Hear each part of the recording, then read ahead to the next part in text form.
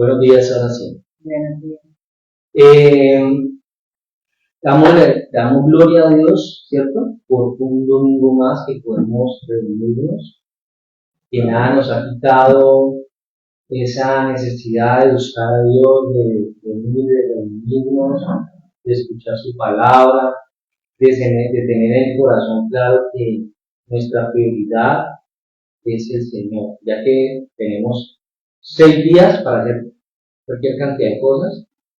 Dios nos permite un día para poder reunirnos en torno a su presencia, su palabra. Tiene que ser importante para nosotros, porque tiene que ser un privilegio, reconocer eso como un privilegio, porque afuera hay una cantidad de personas que tienen el privilegio de ser llamados hijos de Dios.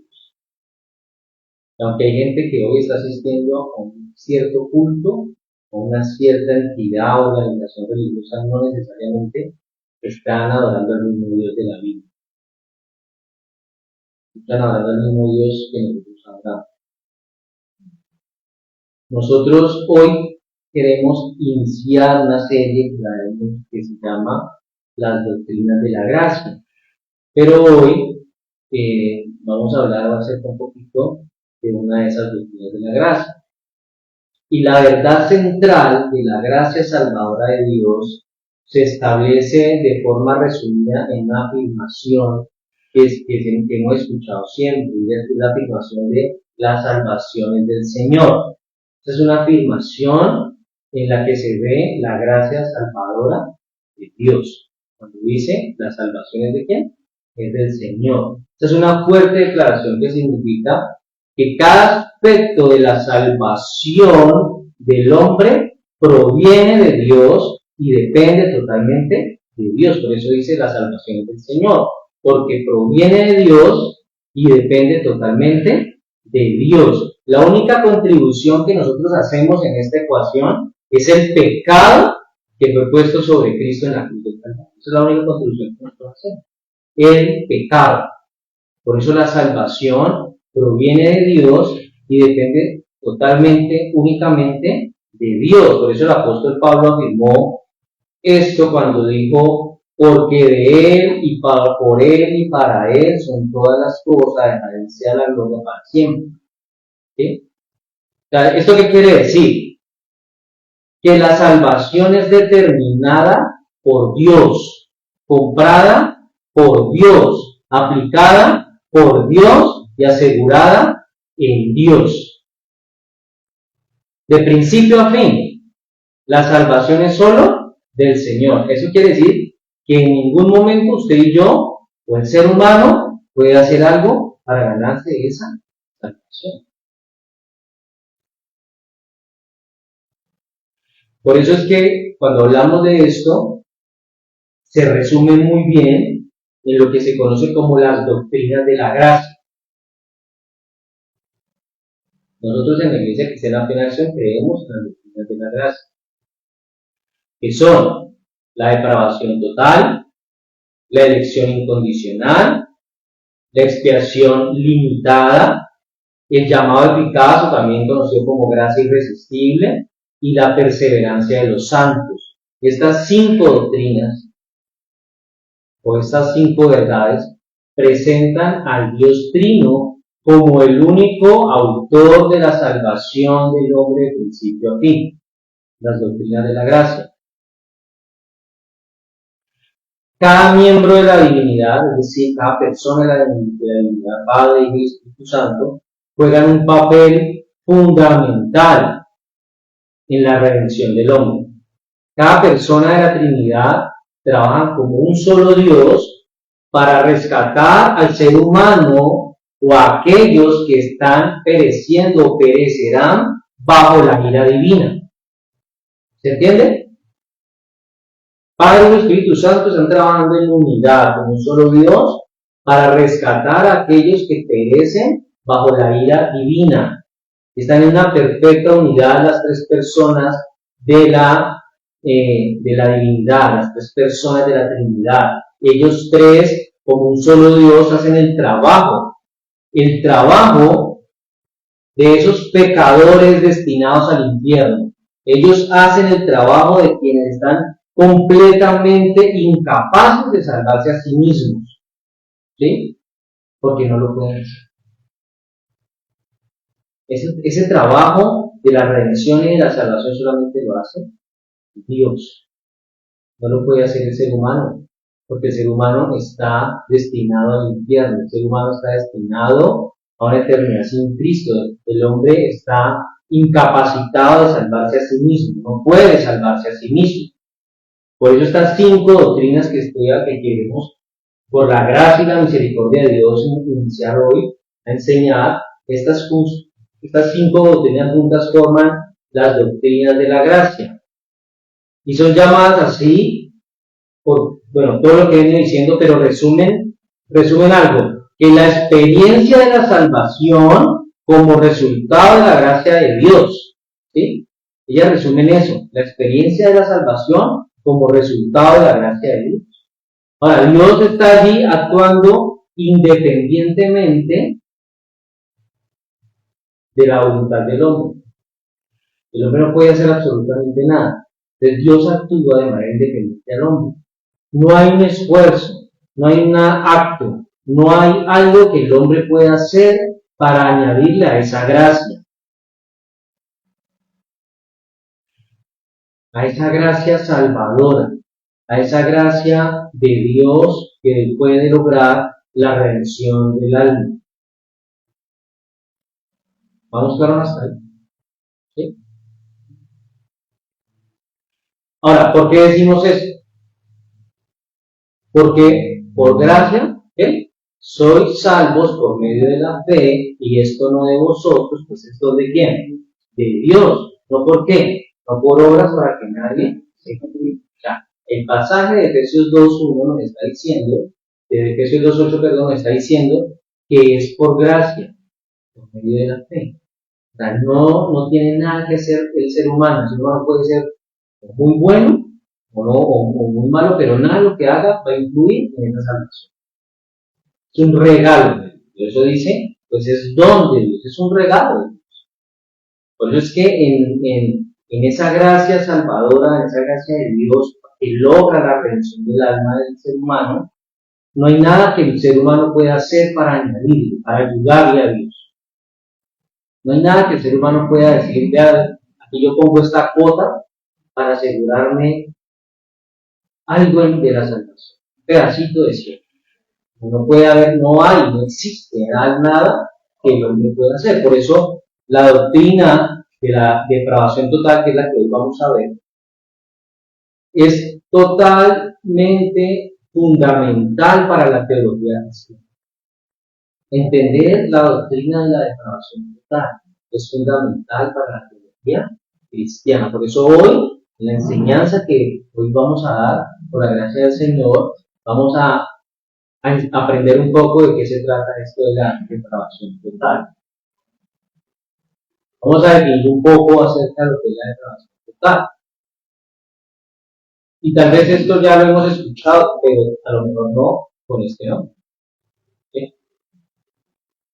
Ahora, la depravación total viene como resultado de la caída de Adán. Sabemos que por el pecado de Adán, toda la raza humana está afectada. La naturaleza del ser humano quedó afectada, dañada por la caída en el jardín del Edén. Entonces, a través de esa caída de Adán, de esa caída del hombre en el jardín del Edén, toda la raza humana, a partir de Adán y Eva, hacia acá, todos los descendientes de Adán están espiritualmente muertos en sus transgresiones y pecados, a partir de él. Entonces, nosotros no vacilamos en señalar que esta doctrina de la depravación total significa que las personas son tan malas como puedan llegar a ser. No estamos diciendo que la persona puede ser tan mala como pudiera llegar a ser, sino que estamos diciendo que esta doctrina dice que como resultado de la caída del hombre en Adán, todas las personas son radicalmente depravadas en su interior y que su depravación afecta todas las áreas de su vida. Entonces la depravación total se refiere a esa corrupción radical del ser humano. El ser humano no fue corrupto de a poco después del pecado de Adán y Eva. El ser humano no se hizo malo de a poco. Fue un cambio radical. ¿Sí? El ser humano se hizo corrupto así. En el momento que pecó, toda su naturaleza se hizo corrupta. Aunque el ser humano está hecho a la imagen de Dios, esa imagen quedó seriamente borrada, desconfigurada, desfigurada por la caída. Por eso el ser humano no puede ser lo que era antes de la caída. Por eso el ser humano no puede tener esa relación con Dios como la que tenía Adán y Eva antes de la caída. Porque esa imagen con la que el ser humano fue hecho se borró, se tergiversó, se desfiguró, se dañó. Entonces, cada parte del ser humano, todo lo que nos compone, es decir, nuestra mente, nuestra voluntad, nuestra alma, nuestras emociones, incluso nuestro cuerpo, han sido afectadas por esa corrupción. ¿Sí? ¿Estamos bien?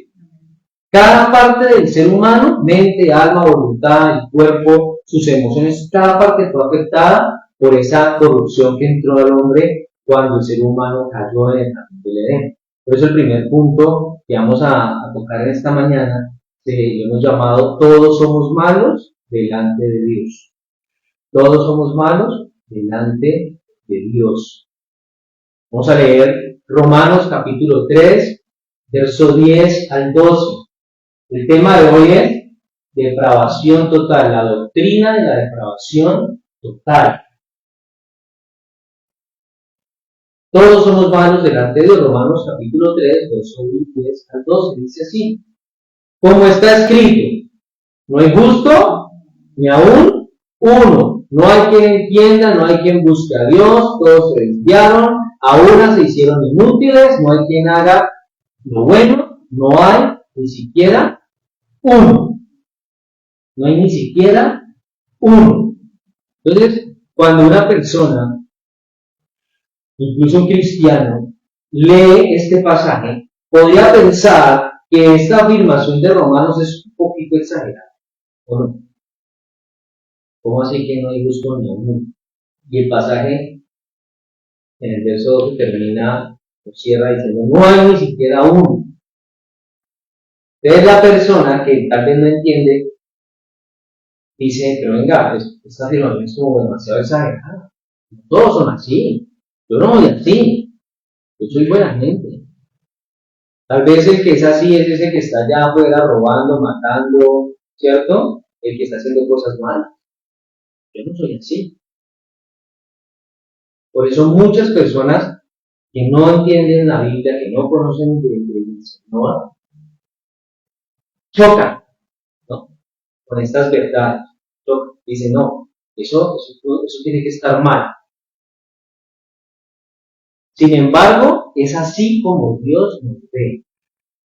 Es así como Dios nos ve. Dios nos ve como malos. ¿Por qué Dios nos ve como malos? ¿Por qué Dios nos ve así, como que no hay nadie bueno, no hay ni siquiera uno? ¿Por qué Dios nos ve así? Porque Dios conoce nuestro corazón. Dios conoce sus mentiras, sus pecados, sus mezquindades, sus faltas de perdón, su amargura, su hipocresía, su rencor, su resentimiento, sus odios. No hay nada de usted que Dios no conoce. Tal vez hay personas que de usted solamente conocen la parte de uno, como dicen por ahí. Usted no me conoce sino la risa, ¿cierto? Usted no me conoce a mí esa parte oscura, esa parte mala. Entonces la gente dice, pero esa persona era así. Porque tal vez ante los ojos de los demás podemos hacernos ver bien. O nos podemos hacer ver mal Y cuando hay algo bueno en nosotros, la gente dice, uy, pero yo no pensé que esa persona tuviera un corazoncito. ¿Sí? Ahora, delante de Dios no podemos esconder nada. Él conoce todo de nosotros. Por eso, un ser santo como Él no puede aceptarnos junto a Él en ese estado en el que se encuentra el ser humano, en ese estado de corrupción, en ese estado de maldad. Pero hay un verdadero problema con la forma en la que el ser humano se percibe. El ser humano se percibe como alguien bueno, como alguien justo. Ahora, delante de Dios, todos afuera creen que son buenos. Allá afuera la gente cree que la humanidad debe y puede ser merecedora de cosas buenas. ¿No? ¿No me escuchan? Todos somos buenos. Allá afuera para todos somos buenos. Entonces la gente dice creer que merece la bendición de Dios. Es la forma en la que el ser humano se percibe y se ve a los ojos humanos, pero a los ojos de Dios que nos conocen a profundidad, somos malos. Por eso Pablo dice en este pasaje, como está escrito. Cuando él dice como está escrito, Pablo se está refiriendo a las escrituras, específicamente al Salmo 14. En el Salmo 14, David está hablando de lo mismo. Entonces Pablo está demostrándole aquí a los romanos y a los judíos que más allá de la circuncisión, que más allá de seguir la ley, él dice, ya los hemos acusado tanto a gentiles como a judíos de que han pecado. Porque los judíos se jactaban de ser judíos. Porque el hecho de ser judíos eran los únicos que iban a ir a Dios derechito. Y que todas las demás naciones, los gentiles y todos los pueblos de alrededor, esos no podían hacerlo. Porque eran pecadores. Pero Pablo les dice, ustedes también son pecadores. Los gentiles son pecadores, pero ustedes también son pecadores. Entonces no importa cuán santos nos creamos, qué tan buenos nos creamos que somos. Lo realmente cierto es que mientras usted y yo estemos en este mundo, estamos expuestos allá, estamos expuestos al pecado, estamos expuestos a la traición y por consiguiente vamos a estar en esa lucha espiritual de mantenernos firmes o de caer. Pero no nos podemos creer más santos que los demás, porque de alguna cosa estamos fallando a Dios. Eso lo dice Efesios 6:12 cuando dice, porque no tenemos lucha contra sangre ni carne, sino contra principados, contra potestades, contra los gobernadores de las tinieblas de este siglo, contra huestes espirituales de maldad en las regiones celestes. Nuestra lucha no es contra el vecino, no es contra la pareja, no es contra los hijos, la lucha es contra un área espiritual que se está moviendo y que está utilizando al que se debe usar para venir en contra de los hijos de Dios. Y por eso la persona que está sin Cristo, como está muerta en sus delitos y pecados, está en su total depravación, es el instrumento perfecto del enemigo para ir en contra de los hijos de Dios. Entonces, no nos podemos creer más santos que nadie.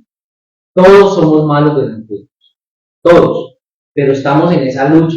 En esa lucha que dice Efesios 6, ¿no? Que no es contra carne ni sangre, sino que estamos ahí peleando contra las potestades, contra esos principados, contra esos gobernadores de las tinieblas, que vienen a ponernos zancadilla y a caer, llevarnos a decir lo que no queremos decir, hacer lo que no queremos hacer. Por eso el segundo punto dice, porque estamos muertos en nuestros delitos y pecados. Ese es el segundo punto. Efesios 2:1 dice así, y Él os dio vida a vosotros cuando estabais muertos en vuestros delitos y pecados. ¿Y Él es quién? Dios, ¿cierto? Entonces, cuando Él dice, y Él os dio vida a vosotros, está diciendo que ahí intrínsecamente pasó algo, y es una regeneración. Antes de la regeneración del corazón, estábamos espiritualmente muertos. Dice el pasaje, estabais muertos en vuestros delitos y pecados. Eso fue antes de la regeneración. Después de la iniciativa divina que nos vino esta salvación tan grande que hoy usted y yo hemos recibido.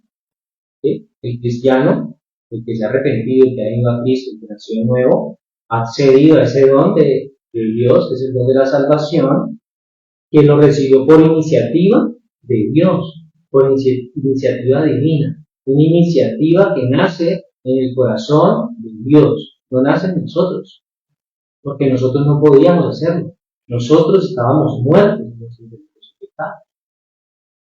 Entonces el ser humano no se puede levantar un día y decir, ay no, hoy voy a aceptar a Cristo, porque no puede ser, no puede, está muerto. Cuando usted le está diciendo a alguien que haga algo, no, como que no hace las cosas, es que murió, está muerto, ¿no? Despiértese, está dormido, haga algo. Parece que está imposibilitado para ver lo que está haciendo, entonces uno lo lleva como a esa hipérbole, ¿no? A esa exageración, es que está muerto, ¿qué? Eso pasa con el ser humano. Cuando usted y yo evangelizamos, compartimos y le hablamos de Cristo a alguien, tenemos que tener claro que esa persona está espiritualmente muerta. De su propia iniciativa ya no va a decir sí, una lluvia en la iglesia. Esa persona no lo va a hacer. Entonces, nace esa iniciativa en el corazón de Dios porque nosotros no podíamos hacerlo, estábamos muertos. Entonces, ¿qué pasa cuando hablamos de muerte?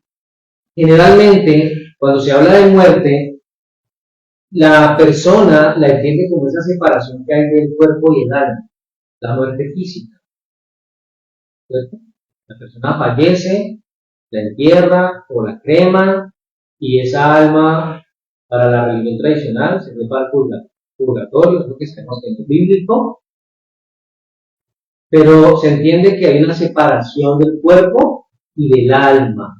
Pero es una muerte física. En el contexto del que estamos hablando de Efesios, la Biblia está hablando de otra muerte, está hablando de la muerte espiritual, que es grave. El diablo necesita que el ser humano siga muerto espiritualmente, porque después de que se muere físicamente ya no tiene continuidad. Por eso el problema, aunque nos duele que alguien conocido fallezca, el problema no es que esa persona muera. El problema no es que esa persona muera. El problema es la condición espiritual en la que esa persona murió. Eso es lo que nos debería hacer llorar de verdad. No el hecho de que tal vez a esa persona no la vamos a volver a ver. No, aunque eso duele. Pero lo que realmente debería dolerle al ser humano es la condición espiritual en la que esa persona falleció. Por eso Pablo le está haciendo un elogio a los efesios en este pasaje. ¿Sí? Él los elogia diciéndoles que un día ellos estuvieron muertos en sus delitos y pecados, pero que ahora habían resucitado a una nueva vida. ¿Sí? Es el pecado entonces el causante de que el ser humano sin Cristo esté muerto espiritualmente. Es el pecado. El ser humano nace muerto espiritualmente. ¿Sí sabía o no sabía? El ser humano nace muerto espiritualmente. Porque es lo que pasó a partir de ahí. Entonces la palabra pecado, en el Nuevo Testamento también se utiliza la palabra griega amartía, que significa errar al blanco, ¿cierto? Entonces, con esta palabra lo que está haciendo es que se describe toda clase de acción y de pensamiento que Dios prohíbe a través de su palabra. Cuando usted y yo erramos en blanco, pecamos, estamos fallando a lo que Dios dice a través de su palabra. Eso es errar en blanco. Entonces, las palabras Él os dio vida nos indica que el cristiano o los cristianos, los creyentes, se les dio vida por la obra de Dios, no por nada más, sino por la obra de Dios. Acuérdense que esto es iniciativa divina. El ser humano no tiene nada que ver allí, no tiene nada que hacer. Entonces, cuando estabais muertos en vuestros delitos y pecados, y aunque usted como cristiano que ha nacido de nuevo, que recibió a Cristo en su corazón, que está caminando en el Señor, en medio de sus luchas, de sus problemas, usted ahora tiene una vida nueva, porque Él le dio vida, ¿sí? Porque usted estuvo en un momento de su vida muerto en sus delitos y pecados. Pero ahora que usted tiene esa vida nueva, usted no puede olvidar de dónde vive. El cristiano, el creyente, no puede olvidar de dónde vive. No puede olvidar que un día estaba muerto en sus delitos y pecados. Y que Dios, en medio de su divinidad, misericordia, tuvo esa iniciativa de traernos a usted a vida. Cuando usted estaba muerto en sus delitos y pecados, no podemos olvidar dónde viene. Hay muchos cristianos que olvidan de dónde vienen. Y por eso vuelven a caer en los mismos errores. Porque se les olvida de dónde los sacó. Se les olvida que se los sacó de la droga, o que los sacó de la prostitución, o que los sacó del alcoholismo, de donde sea que los haya sacado el Señor. A veces se les olvida. Y pasan, el que fue alcohólico pasa por los estancos y la boca le hace agua, ¿cierto? Cuando no debería hacer eso. Entonces hay muchas, digamos, la vida vegetal, la vida animal, pero la vida que realmente está en juego aquí es la vida espiritual. Porque esa es la que va a eternidad. Porque el ser humano nace y va a estar en la tierra el tiempo que Dios lo haya determinado. Días, meses, años, pero va a ser un tiempo aquí. Ahora, la vida espiritual es por la eternidad. Entonces el ser humano tiene que tener claro dónde quiere terminar esa vida espiritual. Ahora, un ser vivo puede estar muerto en un sentido, pero vivo en otro.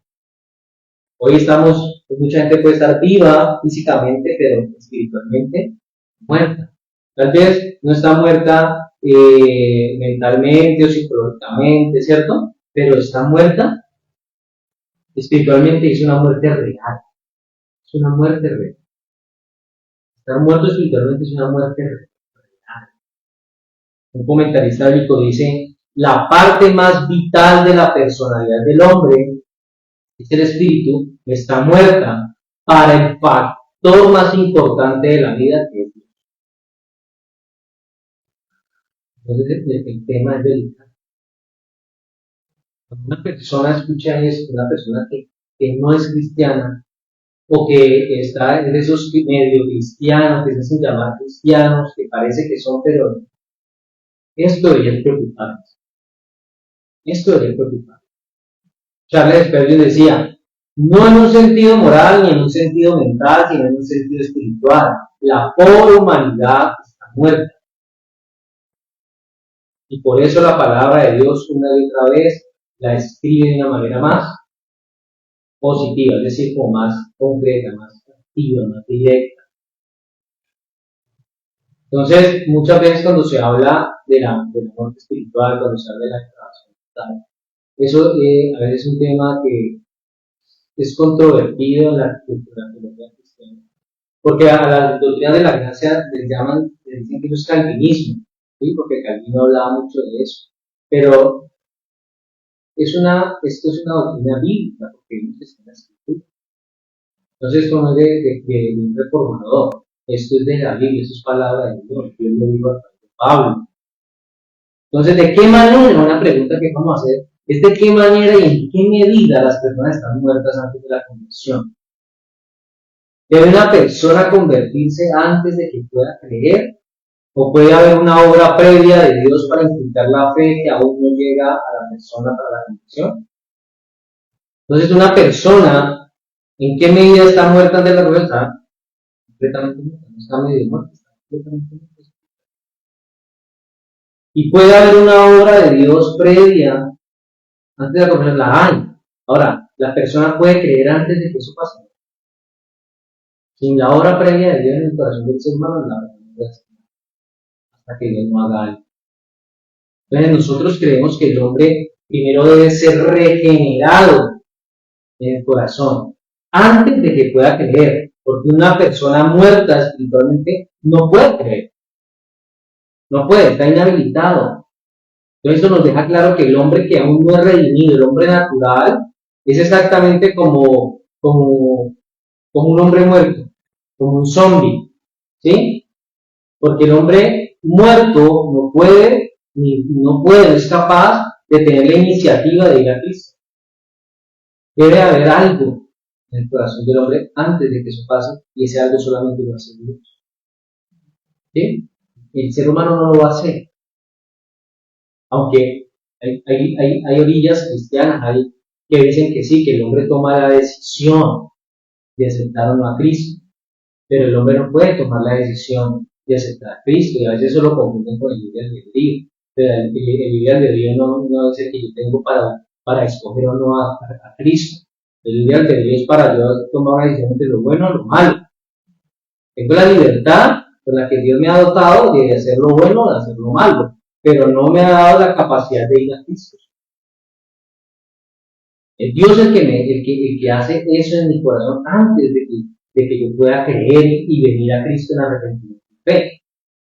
Ahora, no solamente podemos saber que el ser humano está muerto en sus delitos y pecados, sin ver qué otras cosas dice la Biblia acerca de esta condición, sino podemos ignorar todo lo que la Biblia dice acerca de la condición del hombre. La Biblia nos da muchas imágenes diferentes para describir el estado del hombre inconverso, del hombre natural.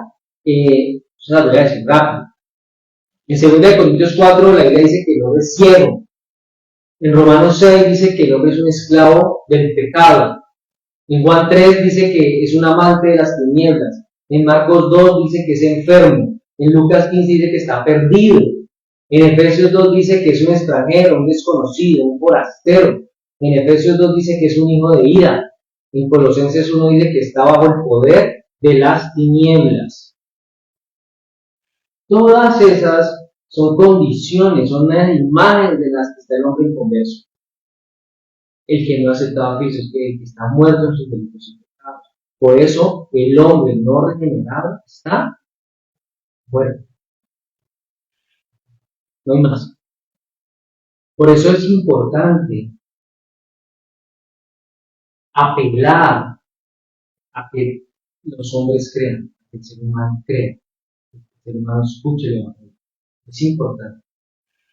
Sabemos que todos allá afuera, el hombre y la mujer que no han aceptado a Cristo están muertos en sus delitos y pecados.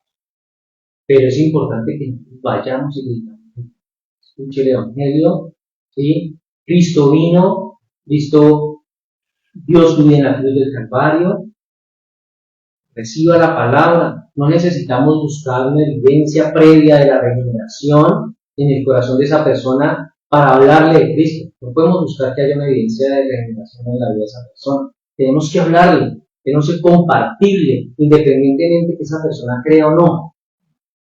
Tenemos que compartirle. Como escribió el puritano John Trapp. John Trapp escribió: sin embargo, el hombre natural, aunque teológicamente muerto, está éticamente vivo y debe ser incluido por argumentos. De ahí, Oseas 11:4, que dice: con cuerdas humanas los atraje. Es decir, con la razón, los motivos del amor, acorde con la naturaleza de un hombre. De modo que el Espíritu y la palabra obran sobre nosotros como hombres por motivos racionales, poniéndonos ante nosotros la vida del bien, la muerte y el mal. Eso lo dijo el puritano. Entonces, el ser humano necesita, aunque muerto espiritualmente, que le vayan y le prediquen. Ya lo demás lo hace el Señor. Sabemos una cosa, sabemos que están muertos en sus delitos y pecados, pero no sabemos quién de ellos el Señor va a hacer lo que hizo Oseas 11:4, o cuerdas humanas los atraje. ¿Sí? Por eso ellos necesitan ser incluidos por un argumento bíblico. En delitos y pecados, la idea que hay detrás de la palabra delitos es que el ser humano ha cruzado una línea. Esa misma línea que se puede comparar cuando una persona comete un delito. Una persona, tal vez por necesidad, entró y robó un supermercado. Cruzó una línea, ¿cierto? Una línea de la ley. El que mató a alguien, cruzó la línea. Entonces, en el tema del pecado, el ser humano cruzó una línea, desafiando los límites de Dios. Eso es lo que hace el hombre. En su rebelión en contra de Dios. Acuérdense que el hombre que está apartado de Dios, que no ha venido a Cristo, porque está muerto en sus delitos y pecados, está en franca rebelión a Dios. Entonces, la idea detrás de la palabra pecados, la idea detrás de la palabra delito es que ha desafiado a Dios, está en rebeldía, ¿cierto? Y detrás, el sentido de la palabra pecado es que hemos errado el blanco, hemos fallado a las normas perfectas de Dios. Entonces, delitos habla de que el hombre es un rebelde, y pecado habla que el hombre es un fracasado, porque erró, falló las normas perfectas de Dios. Entonces, delante de Dios, somos rebeldes y fracasados. Delito, rebelión, rebeldía, y el pecado, errar, fallar las normas perfectas de Dios. Tercero, estamos inhabilitados para ir a Cristo por nuestra propia cuenta. Estamos inhabilitados para ir a Cristo por nuestra propia cuenta. Juan capítulo 6, verso 44. Juan capítulo 6, verso 44.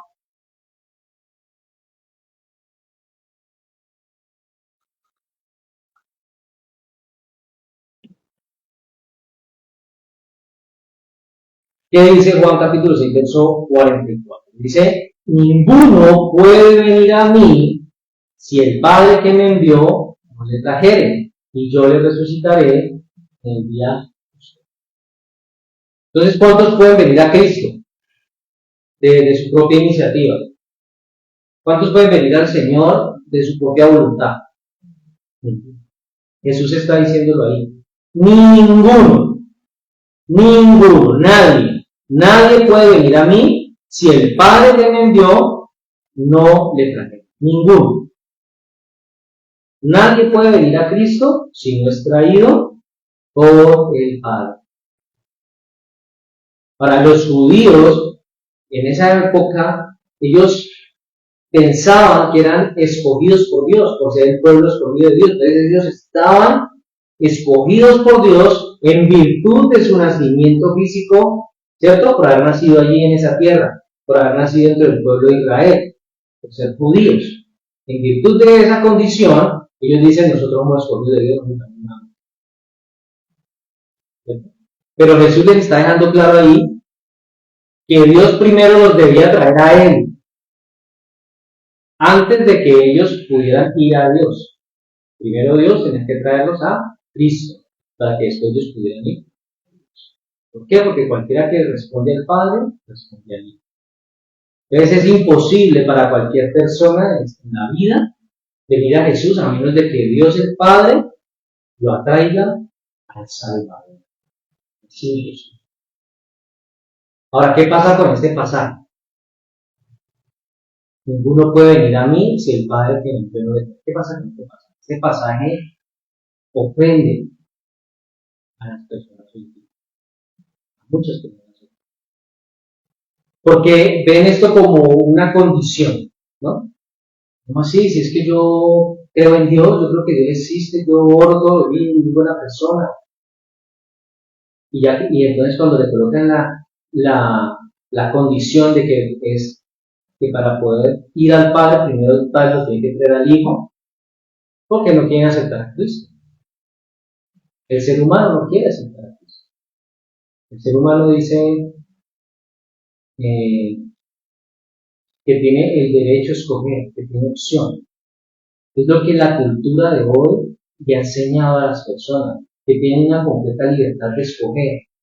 Piensan que es un derecho humano básico, ir a Dios. Que es un derecho humano básico como el agua, la energía, la educación, un lugar en el cielo, porque son buenas personas.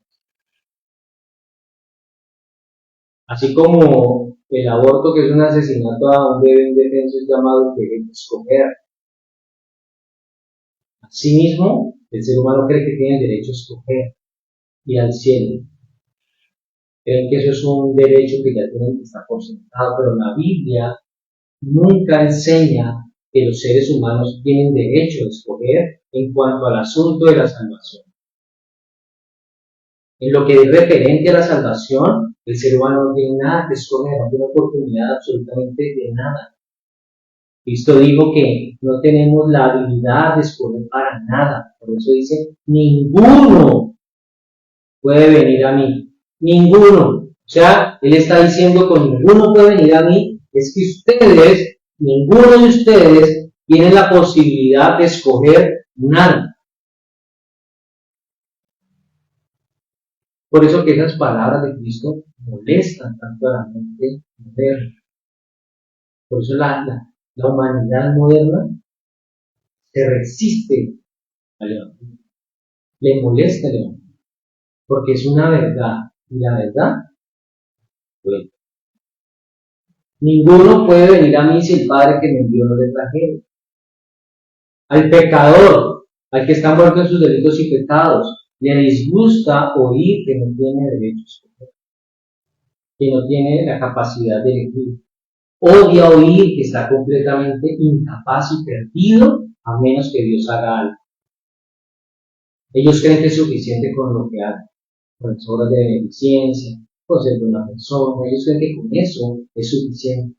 Entonces odian escuchar que primero necesitan que Dios haga algo, que Dios los atraiga al Salvador. ¿Sí? Les molesta las palabras de Cristo.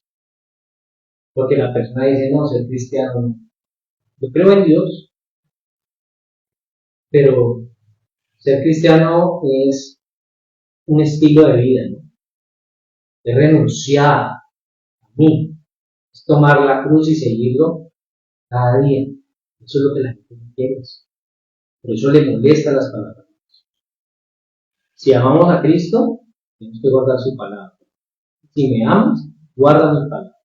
Guardar la palabra es renunciar a mis sueños, renunciar a mis gustos, renunciar a lo que yo soy, renunciar a lo que yo quiero hacer, renunciar a lo que a mí me gusta, renunciar a mis metas por Cristo. Y poner todo eso en las manos del Señor y que se haga si es su voluntad y si no, no. Entonces, al pensar sobre este texto, al meditar y reflexionar sobre este texto que molesta a la gente, vemos la incapacidad del hombre, los errores del hombre, pero también vemos la atracción de Dios. En medio de los errores, de la incapacidad del hombre, Dios no deja de hacer algo. El hombre, aunque se reniega de Dios, se resiste a Dios, Dios no renuncia a salvar al hombre. Sigue levantando hombres y mujeres en todo el mundo para que prediquen el Evangelio, para que las personas vengan a Cristo. Entonces, con frecuencia nosotros, el ser humano puede sentirse como que él que dirige las riendas de esa relación con Dios.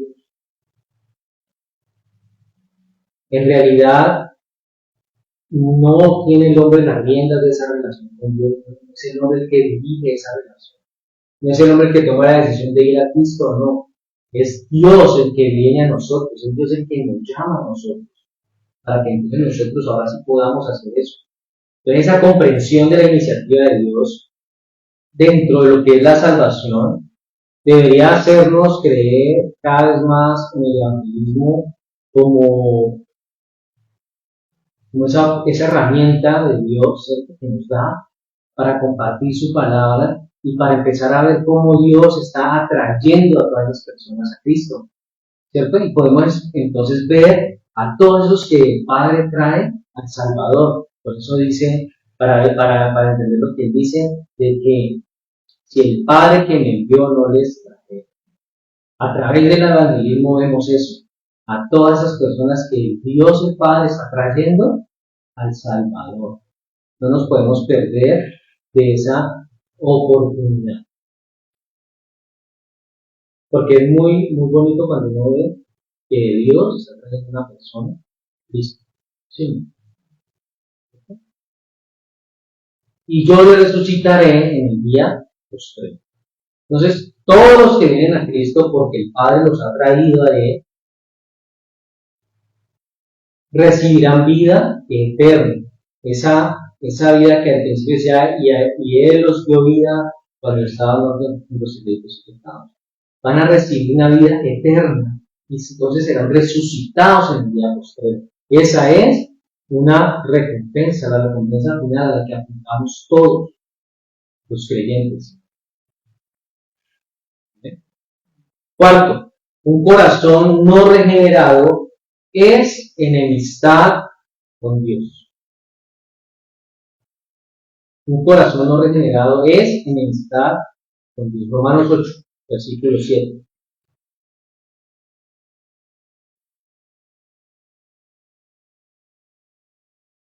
Dice, Romanos, verso 7, capítulo 8, por cuanto los designios de la carne son enemistad contra Dios, porque no se sujetan a la ley de Dios, ni tampoco pueden. Entonces la mente no regenerada es enemistad contra Dios. No está en enemistad contra Dios. Es enemistad. ¿Sí? ¿Se entiende la diferencia? Spurgeon decía, no es negro, sino oscuridad. No está en enemistad, sino es enemistad. No está corrompida, es corrupción. No es rebelde, es rebelión. No es malvado, es maldad en sí mismo. El corazón, a pesar de que sea engañoso, es positivamente engañoso. Es malo en lo concreto. Pecado en esencia. Es la destilación, la quinta esencia de todas las cosas que son viles. No tiene envidia contra Dios, es envidia. No es un enemigo, es enemistad real. Eso es lo que pasa con la naturaleza del hombre que está que ha sido regenerado. Por eso nosotros podemos decir que la única paz que el ser humano puede encontrar en la vida es cuando viene a Cristo. Porque Cristo lo que hace es que pone una reconciliación entre Dios y los hombres. Ninguna otra paz que el hombre busca la encuentra. La paz de las guerras, la paz de los conflictos políticos, la paz de todo eso que pasa en el mundo, esa paz nunca va a llegar. Porque la paz de la que habla la Biblia es la paz que debe haber entre Dios y el hombre y Dios, entre esa enemistad que hay entre el hombre y Dios. Y que por estar el hombre en rebelión contra Dios, el hombre es enemigo de Dios.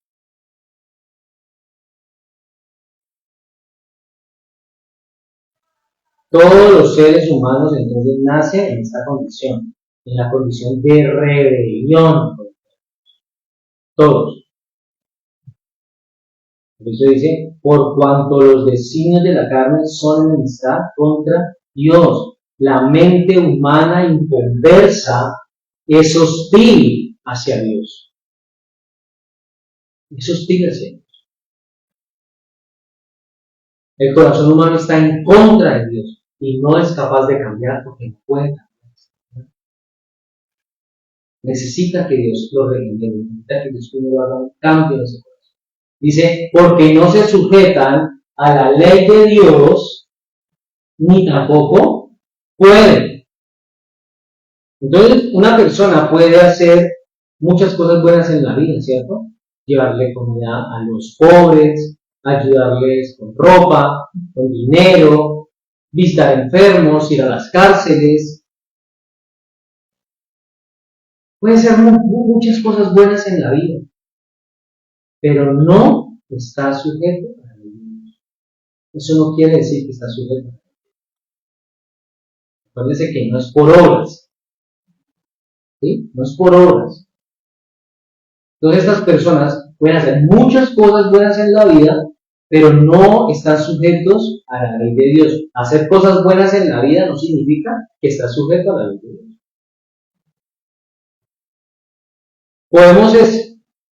Muchas personas por veces podrían esperar que, entre comillas, están colocando a Dios en deuda con ellos por todas las buenas obras que ellos hacen.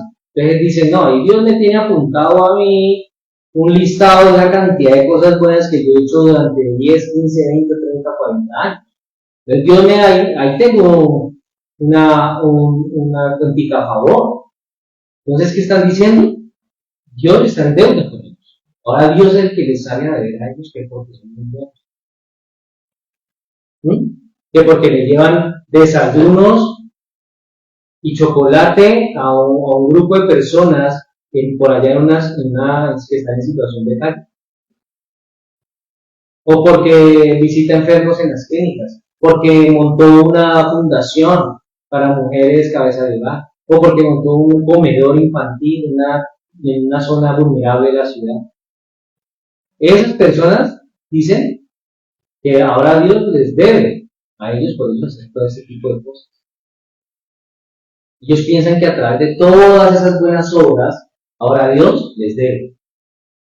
Yo con todo eso que Dios me tiene que tener apuntado allá, no he dicho, cuando yo vaya al cielo, Dios me tiene que tener a mí una habitación presidencial, una suite presidencial para mí, por todo lo bueno que yo he. Pero es que así no funciona. La mala noticia es que así no funciona. Porque aunque hagan cosas buenas, los designios de la carne no pueden agradar a Dios. No pueden agradar a Dios. Aun cuando en la carne la persona haga cosas buenas, aun cuando en la carne la persona vaya a misa todos los domingos, aun cuando en la carne la persona vaya a la iglesia todos los días, aun cuando en la carne la persona diga muchas cosas, que pareciera que esas cosas las hacen ser admiradas por los demás, no se sujeta a la ley de Dios ni a la ley. Entonces, la persona inconversa podría ser casi como un pequeño anticristo. Eso es el inconverso, porque el inconverso hace todo lo que va en contra de Dios. Es hostil, como decíamos ahora, es hostil a todo lo que significa Dios. Es hostil al Hijo de Dios. Es incapaz de cambiarse a sí mismo. Es incapaz de tomar la decisión de venir a Cristo en la arrepentimiento y fe. Es incapaz de cambiar su forma de vida. Cuando cogen a alguien que es drogadicto y lo llevan a una fundación, y en la fundación lo bañan, lo visten, lo alimentan, empiezan a desintoxicarlo, le hablan de Dios, lo ponen a trabajar, pero esa persona no ha sido regenerada en su corazón, que es lo primero que pasa con esa persona. Recae, tal vez escapa de la fundación, tal vez pone muchos problemas, los llevan a otras, a lo último hasta lo vuelven y lo tiran a la calle, y esa persona vuelve y cae, vende los zapatos, vende toda la ropa que le dieron en la fundación, la cambia por vicio, porque es incapaz de cambiar, es incapaz de cambiarse a sí mismo. Y le hablaron de Dios en la fundación, y le dieron una Biblia. Porque todos los seres humanos en ese estado natural son incapaces de recibir la verdad del Evangelio sin que haya una conversión.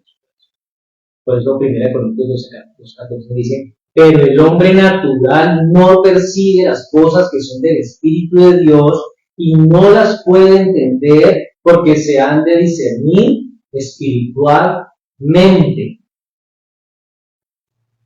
No las puede entender, no puede. Mire, cuando estamos leyendo dice que no puede entender, que no puede cambiar, que no hay quien haga lo bueno, que no hay ni siquiera uno, es porque no puede. Literalmente la persona no puede. Y a veces pareciera que sí puede, porque a veces uno ve unas luces de cambio en las personas. Y uno dice, uy, como que parece que sí. Y resulta que después comentarista hablando acerca de Romanos 8:7 dice en quizás ningún otro texto de la Escritura expresa de una forma más completa el horrendo estado de perdición del hombre en pos de la carne. El horrendo estado de perdición. Ahora, todas estas cosas que estamos hablando acerca de la depravación total trae unas consecuencias para el ser humano. El hombre primero no busca a Dios por su propia inclinación natural. Esa es una consecuencia de la depravación total. El hombre nunca busca a Dios por su propia inclinación natural, por su propia iniciativa. Sin la regeneración en el corazón del hombre por parte de Dios, entonces nadie vendrá a Cristo en arrepentimiento. Y por eso Jesús decía, que ninguno puede venir a mí, ¿sí? Si el que me envió no le trae. Entonces, sin la regeneración nadie vendrá a Cristo en arrepentimiento. La Biblia entonces presenta al hombre como alguien que no puede ni quiere cambiar su condición pecaminosa. No quiere y tampoco puede cambiar su condición pecaminosa. Cuando usted invita a alguien a la iglesia y la persona le dice, ¿y cuándo es? No, pues es mañana domingo, a las 9 de la mañana. Hágale, listo. Entonces pasa por mí. Usted todo emocionado, perfumado y bien vestido, pasa por la casa de la persona y la persona nunca le abre la puerta. Y cuando usted se encuentra con la persona al otro día, por allá, ay, es que me quedé dormido. No puede y no quiere cambiar su condición. La persona dijo, no, qué pereza me. Tal vez escuchó la puerta, pero su condición pecaminosa es difícil de cambiar, no la puede cambiar. Entonces la Biblia enseña que el ser humano ha nacido pecador por naturaleza. Eso enseña la Biblia. La Biblia enseña que está muerto espiritualmente. La Biblia enseña que tu mente misma está puesta contra Dios y es incapaz de un cambio propio. La Biblia enseña que usted no es capaz de recibir ni entender la salvación en su estado presente. Una persona en su estado natural no va a ser capaz de entender la salvación. No es capaz de entender que primero en su corazón hay una regeneración, un cambio, para que esta persona después entonces pueda creer y entonces sí tomar la decisión de venir a Cristo. Una persona en su estado natural no lo puede entender. Entonces, esto que la Biblia enseña es lo que significa estar perdido. Esos son los hechos bíblicos claros respecto a la naturaleza deforme y arruinada del ser humano. Cuando nosotros vemos al ser humano natural, por más de una persona que nos parezca, por más bien que nos caiga, por más que lo queramos, tenemos que ver más allá de lo humano y darnos cuenta que su naturaleza es deforme y arruinada. Ahora, ¿qué nos queda entonces a nosotros por hacer de ahora en adelante? ¿Qué le podemos decir a una persona de una manera? Primero que tenemos que reconocer nuestra incapacidad para salvarnos a nosotros mismos. Reconocer que el ser humano no puede salvarse a sí mismo, está incapacitado y que por lo mismo no tiene méritos propios para acceder a la salvación.